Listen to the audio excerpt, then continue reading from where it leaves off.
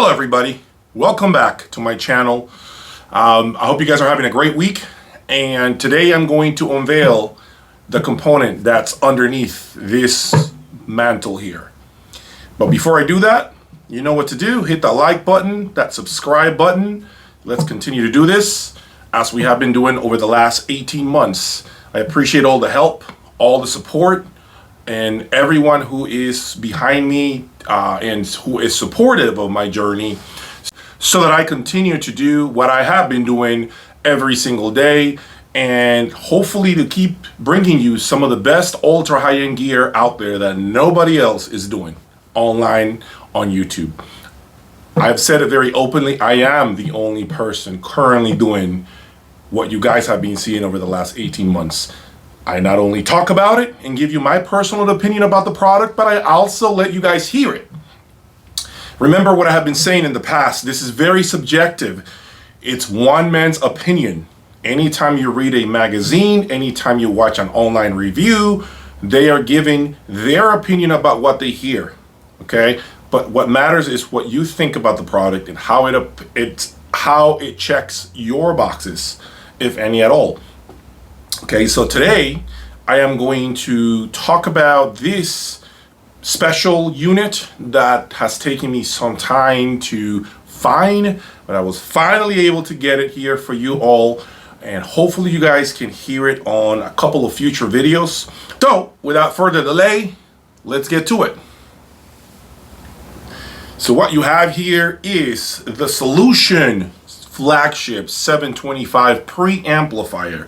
This unit comes with the optional phono stage. The MSRP for this unit is at $65,000. Again, with this optional phono stage. Without the phono stage, it is $60,000.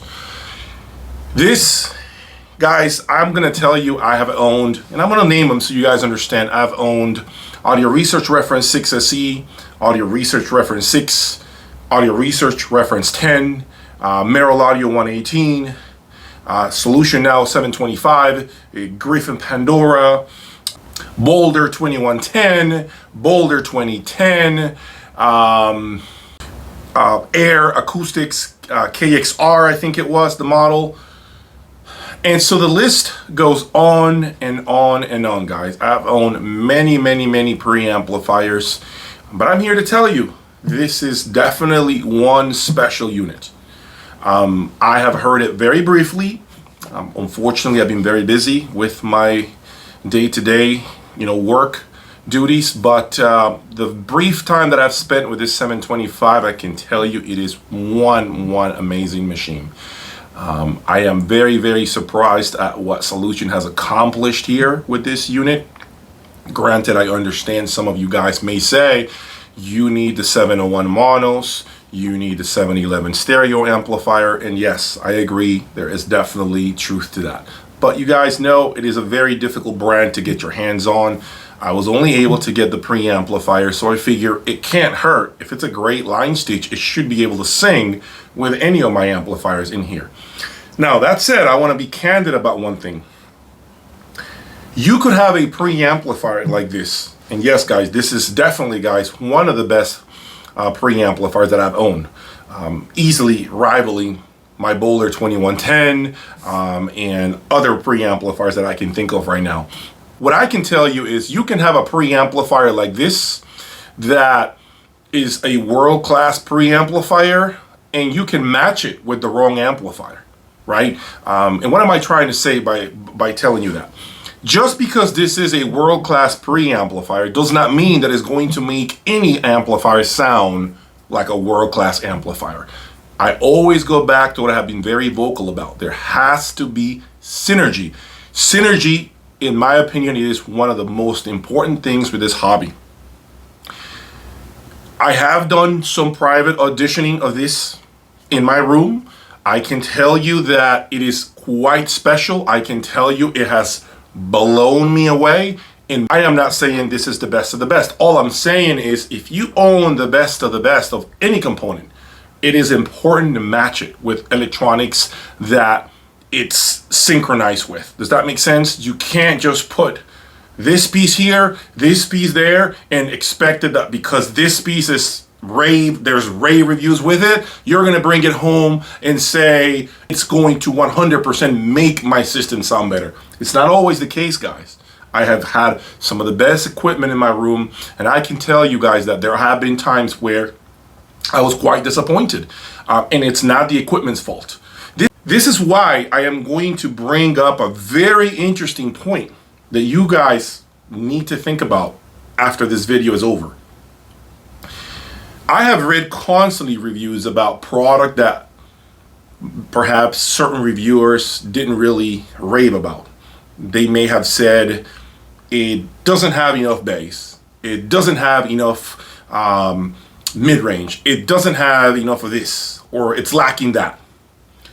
But I'm going there to challenge those findings by saying, what did you use?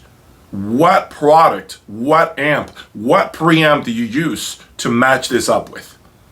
When you are a reviewer and you bring in a component and you're going to be evaluating it, right, for the general public, so that later it's on print for the whole world to read, I am always now very skeptical because I need to look at all the associated equipment when this review was performed.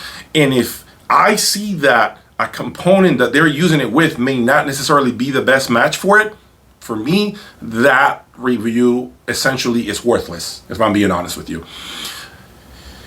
I can tell you that, and I'm going to say it right here, very openly. Right now, I do not like the 725 with any of my Griffin amplifiers. I don't think it sounds any good. I don't find it special. And if I were a reviewer for a magazine and my reference amps were Griffin, and I'm able to review a Solution 725 and I bring it here and I'm not blown away, I could easily put that on print and say it's nothing great about it, it's not special, it's not all that. But that's far from the reality. See what I'm saying? When I use this with my Constellation monos, I have been just floored with this energy. So what I'm trying to get at is, remember, it is very important that you match components correctly. It's easy to make anything sound bad. Very easy. It doesn't take a lot of work to make any great component sound terrible. Getting back to the 725, this unit uses 2 power supplies. It has 500,000 microfarads of capacitance. Now think about that for a minute. The Antilleon Evo, the stereo amplifier, has 670,000. A preamplifier has 500,000 microfarads. I mean, just to put it into context, the Griffin Pandora has, I believe, 90 to 100,000 microfarads, which is still a lot. Don't get me wrong. Here you have something that has 500,000 microfarads. Now you wonder, why is that important, Jay? It is important because the bass, first of all, that comes out of this thing is incredible. The bass is, it just, wow, how can let me think about a way to articulate this. It felt like someone came in and fixed all my bass issues. It felt like someone came into my room and just turned on my subwoofers behind, which have never been on. It felt fuller at any volume level. It felt like the presentation had more meat on the bones. I also feel like the 725 has an incredible amount of clarity. Now I'm going to say this. Some of you guys, and I read the comments, by the way, some of you guys love to make comments about, at times, not all the time, but at times you guys comment on, it's too bright, something is too bright, or there's too much, or I don't know if I can handle that for very long periods of time. Another comment that gets thrown around is, it sounds very hollow, or it sounds like you have an echo. Guys, I have over 30 panels in my room. 30 acoustic panels in my room. There is absolutely no way you get any sort of hollow or echo effect in my room.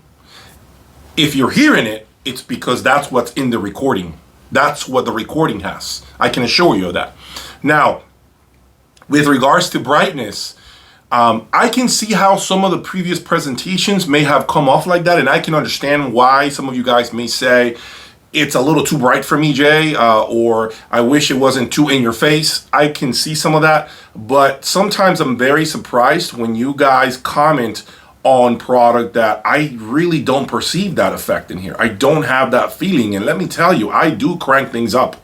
And part of my evaluation with a component is being able to listen to it at low volumes, to see if it engages, to see if I can get all the resolution, if I can get all the detail, if I can get all the information that's there, and still have a little bit of bass, right, somewhere.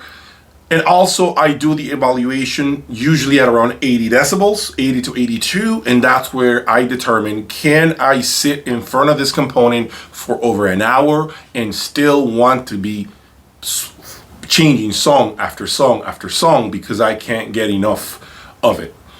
That is usually how I determine whether a component is really a special component or if it's just a component that sounds really good within the first 5 to 10 minutes. This is another interesting point that I need to make. There are some components out there, guys, that may sound great for 10, 15, 20 minutes. And after that, you pick up the remote and here you go. Turn it down a little more, a little more, a little more, until you are like, click, you turn it off because you can't handle it anymore. That is part of my evaluation here. It has to allow me to listen for extended periods of time before I can call it an incredible piece of equipment.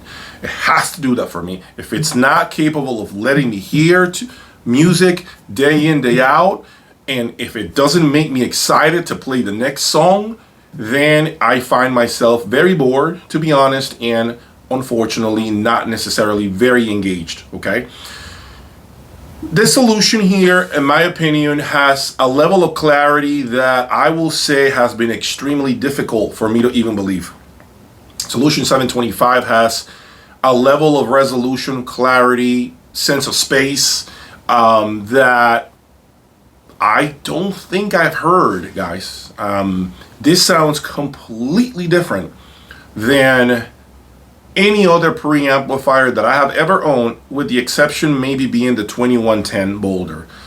725 and the Boulder's 2110, in my opinion, are right there, guys, neck to neck. I think it would be more about system dependency than anything else. I don't think that if you own a 2110, you're shortchanging yourself by not getting the 725 or vice versa.